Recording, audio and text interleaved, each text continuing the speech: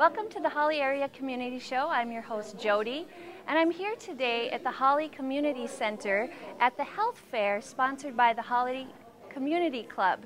I'm here with Jessica Clays, Hello. who is the family support worker at REACH, and we're going to talk today, since it's Father's Day week leading up to Father's Day, we're going to talk about fathers and how important they are to our youth. So welcome to the show, Jess. Thank you. So now you're a part of something called the Father Leadership Circle? Yep, it's called the Fatherhood Leadership Circle. Okay. And it's a group of service providers from varying agencies in Clay County that get together to discuss how to make the community more father-aware, father-friendly, and father-inclusive, with our overall goal to have fathers or father figures more actively involved in children's lives in a healthy way. Oh, okay. So that, it sounds like that's an issue. I mean, why is this important to do? Because healthy father involvement is a benefit to children, families, and communities. So when a father is actively involved in a child's life in a healthy way, and it doesn't matter if the parents are together, it just matters that the father is involved. It leads to better child well-being. Moms are less stressed and have better attachments with their children. And fathers benefit on several levels. And then the community is healthier and safer when healthy father-child relationships are promoted. And I have read some statistics on that, that it's obvious that we need more involvement from fathers. And being a mother, I have noticed that mothers sometimes rule the roost and sometimes can be sort of a gatekeeper to this sort of thing happening. Yep, definitely. We do talk about issues when mothers sometimes kind of prevent father involvement, and maybe not on purpose, but it's because they think they know better, or they just feel they are the ones that receive the information from the school, so then they don't share it with the father. And so we're talking about promoting getting fathers the information and letting them be involved, even if it is wrong in mom's eyes. Yeah. Dads need to be able to do it. I remember that feeling when I had my first child and watching my husband bathe him on his own, and I had to just kind of turn my head because it wasn't the way I would do it, but I think I understood at the time the importance of just letting him do it, because there is a lot of importance in that. Yeah, definitely. And that's why we decided this week of Father's Week to bring this issue out, because fathers are being acknowledged this week, but we want everybody to know that fathers are important every day, not just on Father's Day. That's true. And so how exactly is REACH involved in this movement? So REACH is a participant of this group, and we represent the rural community. So we gather ideas, share our information as rural people, and then also, as a representative of REACH, I have collected a lot of father resources. So I have those available at REACH for anybody that's interested. And then also, if people are just interested in resources, they can find them online at www.claycountycollaborative.org and www.mnfathers.org.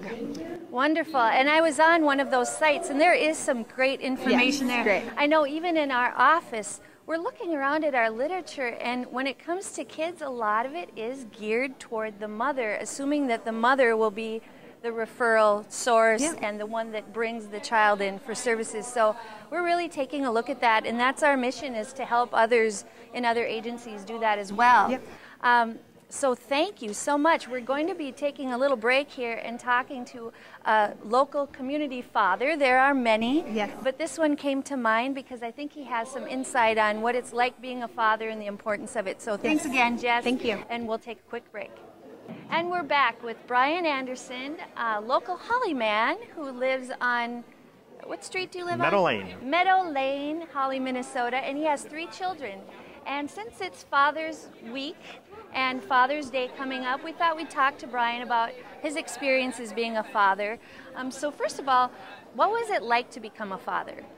Wow. There are milestones in every person's life. Your first day of school and graduation from high school and graduation from college and your first job and then getting married. And being a father was like it's like the top of the list. It's so incredibly amazing and yet overwhelming as well. Yeah. All in one thing. You know, you get this bundle of humanity, bundle of joy, and there's no instruction manual with it. And you go, well, this person is 100% relying on you for many years, and that's the overwhelming part. But the amazing part is that you have that responsibility, and you have that feeling of closeness and oneness with an individual.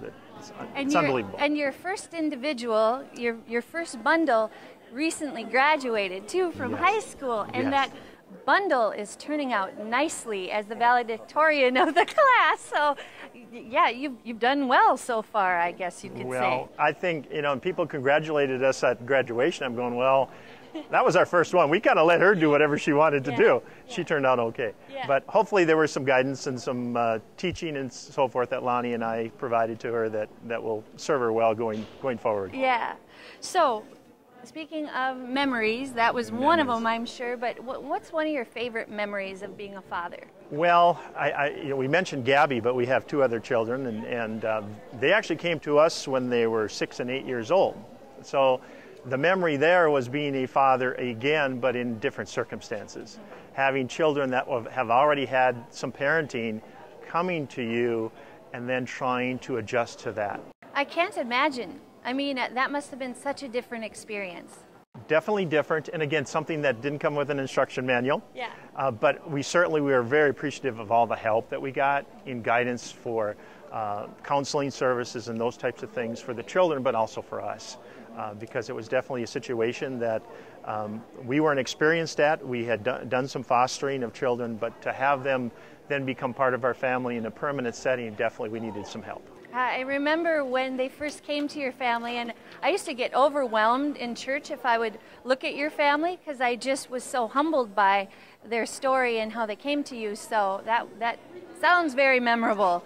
That's very memorable, for sure. And other things, again, with all three kids, the first of everything, you know, for Gabby it was the first word, and it happened to be Dada.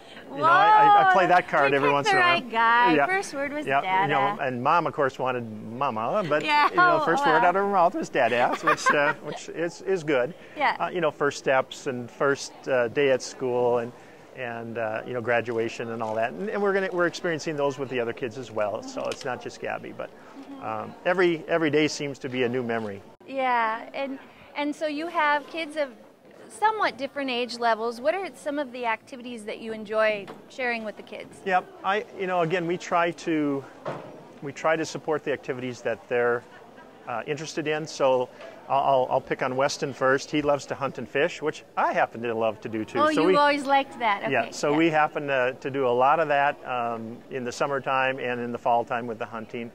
Gabby took an appreciation for running and sports and volleyball, and I like to do that kind of stuff too. So it was a natural fit there, where we'd either go run together or race together, and then of course attending the events of the kids. And Shantae, she likes to dance and play games. I can't dance very well, but I can play games. So that I'd like to see, though. She should teach you a few moves, and then you could in fact, take it on the road. If I want to embarrass my family, I will do my underwear dance at home. And wow, maybe we want a little demo. No, forget it. You know, so what you're saying is you kind of take their lead, what they're interested in, instead of kind of imposing what you like. It's kind of what they like, and then going with that. Yeah, I think that's important, is making sure that you're supporting them rather than the other way around. Yeah, right. Because it is a very short time that they're with you. Right. And as I realize now with the graduate, you know, 18 years flew by. And you got to make the most of the time you have, because it does go fast. So would that be your advice to fathers out there, or what sort of advice would you have? Well, first of all, I'll make it very clear I'm not an expert. One thing that I learned early on is to watch other good examples. So I watch other great fathers in Hawley, and there's some really great ones. And I'll pick them out, and I'll watch how they interact, and I go, I need to be like that father. I wished I had the patience of this father. So it's a growing experience. Make sure that you take time to learn and get better. I treat it, and I think people need to treat it, as a full-time job, a full-time father. And that's kind of what Jess was saying, is just treat it like it's very important. So thank you. That's it for our time. But thank you so much, Brian. And, thank you. Happy Father's Day. Well, thank you very much. I appreciate it. Until next time.